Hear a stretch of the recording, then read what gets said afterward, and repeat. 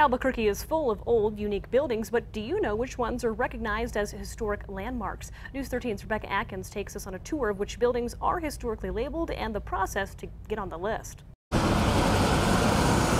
a quick drive through Albuquerque's downtown, it's not hard to spot old buildings unique in architecture and rich in history. And that's kind of what New Mexico is all about, is history and flavor and culture. Many of the buildings have been deemed historic landmarks, meaning no changes can be made unless the Landmark Commission approves it. There's one we're all very familiar with, and that's the KRQE Theater. The KRQE is just one of 21 historic landmarks in the city. The entire list with descriptions, historic relevance, and even old pictures are on the city's website. A record of where Albuquerque's been and the diversity throughout the years that Albuquerque has gone through. To become a landmark, a property must be on the state and national registry for historic places.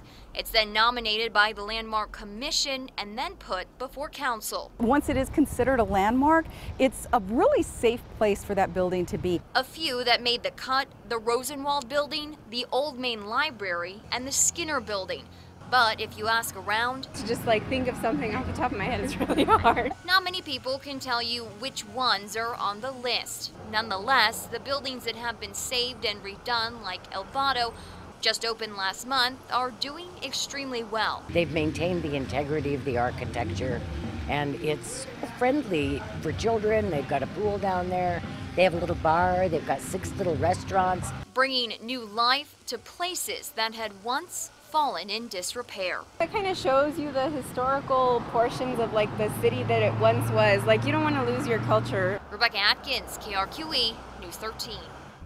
Other historic landmarks include the old Albuquerque High School and the Jones Motor Company, which is now Kelly's Brew Pub. For the full list of locations and their history, we posted a link. Just head to alwaysonkrqe.com.